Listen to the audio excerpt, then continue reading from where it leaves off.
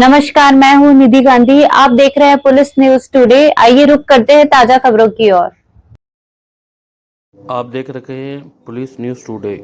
दोस्तों, एक शव ले जाने के लिए भी व्यवस्था नहीं है। नागरिक अस्पताल हरियाणा में पूरे में शव ले जाने के लिए कोई भी एम्बुलेंस सेवा उपलब्ध नहीं करवाती हरियाणा सरकार। ये हरियाणा सरकार की नीति है। इसे मानव आयोग ने चुनौती दी है और मानव आयोग इस कदम को ठोस कदम बनाते हुए हरियाणा सरकार को नीति बनाने के लिए आयोग का गठन करने के लिए बोला गया है। हरियाणा सरकार के पास अगर किसी व्यक्ति का शव गवर्नमेंट अस्पताल में हो जाता है तो उसको घर तक पहुंचाने की जिम्मेवारी हरियाणा सरकार की नहीं है। कोई एम्बुलेंस सेवा उपलब्ध नहीं होती। एक गरीब आदमी अपनी पत्नी का शव एक ठेले में ले जाता हुआ दिखाई दिया फरीदाबाद बादशाह खान अस्पताल के अंदर, जो कि टीबी की मरीज थी। जानकारी मिलते ही मीडिया कर्मचारी भी वहां पर पहुंचे और देखा उस बेचारे ने शव के लिए एम्बुलेंस की गुहार लगाई, लेकिन किसी ने भी एम्बुलेंस सेवा देने की उन्नति नहीं उठाई। मात्र 700 रुपये के कारण ये बंदा अपनी घरवाली का शव लेकर ठेले पर लेकर गया। देखें पूरी रिपोर्ट, क्या कहते हैं उच्च अधिकारी। चैनल को लाइक करें, सब्सक्राइब करें और शेयर करें पुलिस न्यूज़ टुडे चैनल।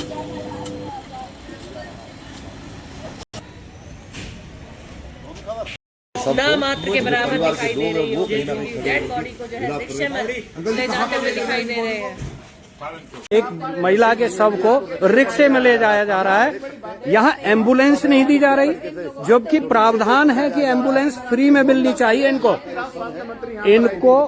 इनको फ्री में एम्बुलेंस मिलनी चाहिए। शव है और यहाँ पर बड़े बड़े दावे किए गए कि भाई यहाँ पर एम्बुलेंस दी जाएगी और फ्री में दी जाएगी। लेकिन आज देखिए फरीदाबाद ये बीके हॉस्पिटल का हाल है, जहाँ पर न शव ले जाने के लिए फ्री में एम्बुलेंस भी नहीं दी जा रही। कहा जा रहा है प्राइवेट में। आप जागीरदार हो इसके हैं? क्या नाम है आपका? झुनझुन। झुनझुन, तुम्हारी पत्नी की मौत हुई है, किस तरीके से हुई है, क्या हुआ था, पूरी बात बताएं। सर जी, पहले उनको बुखार लगता था। बुखार। नाम क्या है पत्नी का? अनुराधा। कितनी उम्र है? उनको 35 साल है। और आपकी? हमारी 40 के लपेट में। कितने बच्चे हैं? 2 हैं, एक लड़का एक लड़की। ठीक है, अब बताइए क्या हुआ सारी बात। वो पहले उनको सर में दर्द और बुखार रहता था। जब फिर हम प्राइवेट में, जब हम सरकारी में दिखाए, सरकारी में 15 दिन 20 दिन तक भर्ती रहा, फिर वहाँ से रिजेक्ट कर दिए। फिर बोले सब कुछ नॉर्मल है। फिर हमने ले आया, लाने के बाद फिर वैसी हो गई। फिर हमने बीके गए, फिर 70गंज भेजे, फिर वहाँ गए, वहाँ भी बोले नॉर्मल है सब कुछ हैं। फिर हमने लेके आ गए, फिर जाकर गिर गई। फिर हमने बीके ले गए, बीके से फिर 70गंज भेजे हैं। फिर यानी 3-4 बार हमने भागते रहे। फिर जाकर लास्ट में एक डॉक्टर ने है यादराम, वहीं सारण में, उनका लड़का है बीके में बैठता है, वही बोला भैया ऐसा कर, तू प्राइवेट में इनको दिखवा ले, क्या बीमारी है नहीं बीमारी है वो पकड़ के दे देंगे। फिर हमने फेफड़ा वाले डॉक्टर को दिखाए, उन्होंने हमको बीमारी निकाल के दिए, जो कि इनको फेफड़े में पानी है, टीबी होगी। टीबी का शिकायत है, तुम यहाँ इलाज नहीं करा पाओगे प्राइवेट में, तुम ले जाओ सरकारी में इनको इलाज करवा लो। तो फिर हम सरकारी में आए। सरकारी में हमको टीबी का दवाई चल रहा था उसको। 3 महीना हुआ था बीके से। 3 महीना हुआ। 3 महीना से वो जब तक टीबी की दवाई जब से चालू हुआ तब से वो दिन प्रतिदिन गिरले चली गई, गिरते गिरते चली गई। डॉक्टर को बोलबो करा, सर जी ये ज़्यादा मरे जा रहे हैं। बोला टीबी का दवाई पबरगर होता है, खाते हैं तो असर करता है ज़्यादा हैं। फिर भी हमने रखे, वैसे रखते गए। फिर लास्ट में जाकर लटुआ जब गए, फिर हमने गए उस दिन बीके गए तो मेहरौली भेजा। मेहरौली में एक्सरा हुआ। एक्सरा होने के बाद वो भी बोले भैया ये सीरियस है तुम्हारी मरीज़, तुम ले जाओ 70गंज। वहाँ ले गए तुरंत गए इमरजेंसी में हमको बोले इनको एडमिट करना पड़ेगा। फिर एडमिट करे, एडमिट करने के बाद फिर 11 नंबर वार्ड में रखे। 5-6 दिन हम रहे वहाँ, हैं, इलाज भी करे, जो भी करे। हमने बोले मैडम को 1-2 दिन और रहने दीजिए मैडम, हमारा इसका MR हो जाएगा तो हम अपने खुद लेकर चले जाएंगे। हैं, मैडम बोले नहीं, नाम वहाँ बड़े डॉक्टर ने काट दिए हैं नाम तुम्हारी, अब तुम ले जा सकते हो इनको, और नहीं रखना है तो बाहर जाकर रोड पे अपना रखिए मरीज को। कहाँ भेजे थे फिर आपको नाम काट के? नाम काट के बोले घर अपना ले जाओ। अच्छा, या इलाज नहीं होगा? नहीं, फिर हमने बोला रोड पर से बढ़िया है, उससे बढ़िया घर लेके चला जाऊं। घर पे हमने रखे थे। रोड पे किस लिए बोला कि रोड पे रख लो? रोड पे इलाज करते हो? नहीं, रोड पर से अपना इलाज करवाओ। रिलीव रेफर क्यों नहीं किया दोबारा उन्होंने? नहीं करे ना। अच्छा, फिर आगे क्या हुआ? फिर हमने ले आए, फिर हाँ नहीं, बीके तो ले गए, कल ले गए थे बीके, हमने ले गए थे। इनको ज़्यादा सांस चलने लगा, हैं, गड़गड़ कर रहे थे, तो हमने ले गए, पहले डिस्पेंसरी में ले गए। डिस्पेंसरी वाले बोले बीके ले जाओ, बीके ले गया। बीके में इमरजेंसी में डॉक्टर से दिखाए, वो लिख दिए BP चेक कराओ, ब्लड चेक कराओ। चेक कराए हम, कराने के बाद फिर जाकर उतने देर में डॉक्टर साहब आए, देखे, फिर उसको सांस बंद हो गया। फिर बोले तुम लोग बाहर निकलो। फिर वो अपने 1 घंटा तक देखते रहे, अब पता नहीं क्या हुआ नहीं हुआ। फिर वो बोले भैया अब इनको ले जाओ, तुम एक्सपायर हो गया है, इनको कुछ नहीं है अब शरीर में, यहाँ रखने से कोई फ़ायदा नहीं है, ले जाओ। वो बना लो, डेथ सर्टिफिकेट बनवा लो, वो बना देंगे। फिर हमने वो आधार कार्ड दिए, आधार कार्ड से अपना डेथ सर्टिफिकेट बनवाए। फिर हमने बन गया, जब साइन करवा लिए डॉक्टर साहब को, फिर बोले 25 दिन के बाद आना ले जाना। फिर हमने बोला मैडम को, मैडम हमको एक एम्बुलेंस दे दीजिए। बोले मैडम जो कि एम्बुलेंस नहीं मिलेगा, एम्बुलेंस तुम अपना करके ले जाओ पैसा से। तब जाकर हमने फिर पापा को फ़ोन करे, ससुर को, तब वो आए, रिक्शा पर लेकर आए। फिर क्या एम्बुलेंस आपने बाहर से पूछा था रेट उट? हम सर जी नहीं पूछे, हमको पता है रेट पूछेंगे तो 500-1000 से कम बोलेंगे ही नहीं, हैं, और तखने हमारे पास पैसा नहीं था। जो हम ससुर जी आपके घर में जो ठेला लेके आए थे, तो वो किसका है? वो उन्हीं का है, चलाते हैं उसको? हाँ, किराए तो वो कभी कभी अपना सामान ढोते हैं। फिर आप उसी पे ले आए? हाँ। फिर उसके बाद आपको बताया नहीं गया कि यहाँ पर एक एम्बुलेंस रेड क्रॉस से मिलती है सब? नहीं, हमको नहीं बताए गए ना। हमने पूछा हूँ मैडम को, जो कि मैडम जी हमको एम्बुलेंस मिलेगा या नहीं मिलेगा।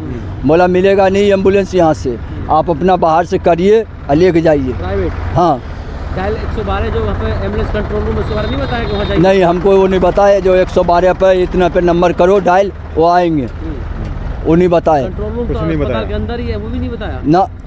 तो वहाँ एम्बुलेंस भी लिखी हुई है, रखी हुई है, वहाँ पे भी खड़ी हुई है। तो हमने सर जी गए, इसलिए नहीं गए, जो जाते तो वो पैसा मांगते, 1000 से तो कम मांगते ही नहीं, हैं। तो हमारे पास 1000 रुपया था नहीं, हम देते कहाँ से? तो हमने ससुर को अपना फ़ोन करे और रेरा पर लेके आ गए। फ्री मिलने वाली या 200 रुपये में मिलने वाली सरकारी रेड क्रॉस एम्बुलेंस मिलती है वहाँ पर, आपको नहीं बताया गया? नहीं, हमको कुछ नहीं बताया। वो सीधे बोले अपना बाहर से एम्बुलेंस करो, ले जाना है ले जाओ, जैसे मर्जी है वैसे ले जाओ। इसलिए आप रेडी पे ले? हाँ। पैसे नहीं थे ना। फिर दाह संस्कार दाह संस्कार सर जी आए, कोई किसी से 1000-500 रुपया लेके इकट्ठा करे, फिर दाह का सामान ले गए। फिर शमशान घाट वाले बोले भैया 5500 रुपया।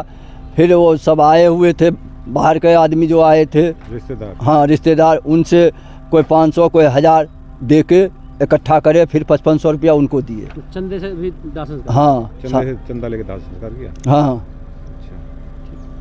कहाँ के रहने वाले वैसे आप? हम तो बिहार का रहने वाले हैं, बेगूसराय का। काम क्या करते थे? हम तो बेलदारी करते हैं। और आपकी घरवाली? हमारी घरवाली कोठियों में बच्चे को देखभाल करते थे। तो लगभग क्या नाम, आमदनी की बात करें तो, आपकी आमदनी की बात करें तो आप कितना कमा लेते थे? हमारा आमदनी है सर जी, तो बेलदारी तो है, कभी 500 का रेट है, 600 है, अब 700 चल रहा है 8 घंटे का। घरवाली का?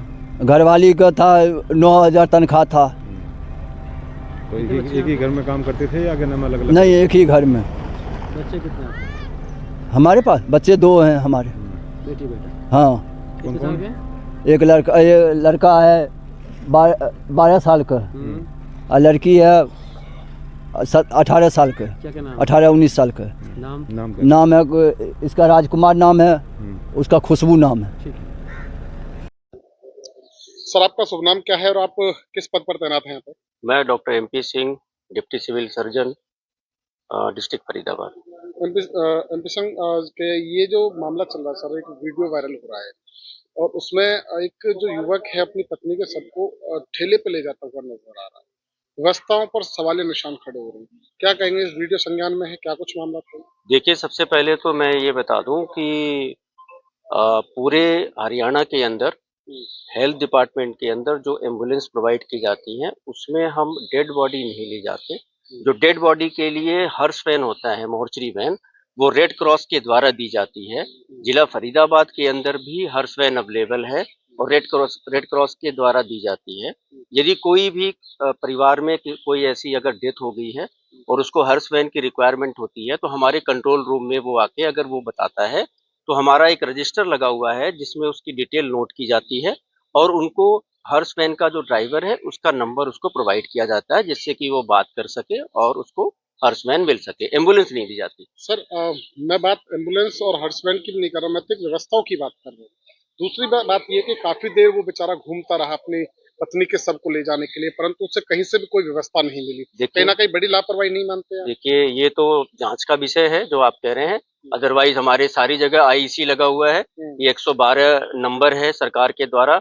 112 नंबर डायल करने पे आज की तारीख में चाहे आपको एम्बुलेंस चाहिए, चाहे आपको फायर की कोई समस्या हो, चाहे कोई डिजास्टर हो गया हो, ठीक है, या कोई रोड एक्सीडेंट हो, एम्बुलेंस के रिगार्डिंग 112 पे कॉल करते ही मिलता है। सभी जगह बोर्ड लगा हुआ है, आपने देखा होगा कि हमने LED बोर्ड पर लगाया हुआ है। भी डायल 112 से मिल सकती जी है? नहीं, इसलिए नहीं लगा हुआ है कि हर्ष वैन स्वास्थ्य विभाग के द्वारा नहीं दी जा रही है, रेड क्रॉस के द्वारा दी जा रही है। अगर हमारे कंट्रोल रूम में, जैसा मैंने बताया, अगर कोई कंट्रोल रूम में हमारे पास आता है, इमीडिएट रजिस्टर में उसकी एंट्री करके और उसको नंबर प्रोवाइड किया जाता है कि जिससे उसे दिक्कत ना हो और उसे हर्ष वैन उपलब्ध कराया जा सके। सर एक जानकारी और मैं करेक्ट करना चाहूंगा कि आप कह रहे हैं कि जो एम्बुलेंस है उसमें नहीं जाया जाता। जी, जब वो व्यक्ति किसी प्राइवेट एम्बुलेंस संचालक से उसने बात की तो उसने कहा कि 500 से 700 रुपए लगेंगे और हम आपको छोड़ देंगे। प्राइवेट एम्बुलेंस वालों ने कहा है उसको। इसकी मुझे जानकारी नहीं है। प्राइवेट एम्बुलेंस का हमारे स्वास्थ्य विभाग से कोई लेना देना नहीं होता, ना उनका रजिस्ट्रेशन हमारे साथ होता है, ना उनकी एम्बुलेंस का टाई अप हमारे साथ होता है। इसलिए वो अंदर वैसे खड़ी हो जाती है? नहीं, अंदर बिल्कुल भी नहीं खड़ी है। प्रशासन के द्वारा समय समय पे उनको बताया गया है, इनको बाहर निकाल दिया गया है। जो ये हमारा दशहरा ग्राउंड है वहाँ खड़ी होती है, अंदर प्रीमाइसेस में अलाउड नहीं है। अब सर एक आखिरी सवाल है, अब आपके सामने संज्ञान में ये मामला आया है और बड़ी बात यह है कि चाहे उसको व्यवस्था मिली नहीं मिली, परंतु एक व्यवस्था पर सवाल खड़ा हुआ। वो ठेले पर जरूर अपनी पत्नी के शव को ले गए। क्या इसको लेकर जांच की जाएगी? देखा देखिए, ये जाएगा कौन तो इसका सिविल जिम्मेदार है? सर्जन महोदय के संज्ञान में आया है, बिल्कुल इसकी जांच कराएंगे। सुबह मुझे उन्होंने इस बारे में बताया था। मैंने, आपको याद हो, आपके सामने भी मैंने कंट्रोल रूम में कॉल करके बताया कि कल हमारे पास कोई ऐसे सूचना प्राप्त हुई है। बोले सलकर हमारे रजिस्टर में एक नाम आया है, मैं डिस्क्लोज नहीं कर सकता आपके सामने, जी, जी। और उनको इस बारे में उनको सूचना दी गई, ड्राइवर का नंबर दिया गया। अब मुझे नहीं पता कि जिस केस के बारे में आप बात कर रहे हैं क्या वो वही केस है या कोई दूसरा। इसकी जांच जरूर कराई जाएगी क्योंकि सरकार के द्वारा हमेशा ये सुनिश्चित किया जाता है कि यदि किसी को एम्बुलेंस की रिक्वायरमेंट है, कोई रेफर केस है, कोई एक्सीडेंट केस है, कोई डिलीवरी केस है, तो उसको इमीडिएट एम्बुलेंस दिया जाए। हाँ, यदि हर्ष वैन की जरूरत है तो रेड क्रॉस के द्वारा दिया जाता है और वो भी हमारे कंट्रोल रूम से इमीडिएट अगर कोई आता है तो उसको नंबर प्रोवाइड किया जाता है। बिल्कुल जांच की जाएगी यदि कोई ऐसी बात है। Thank you.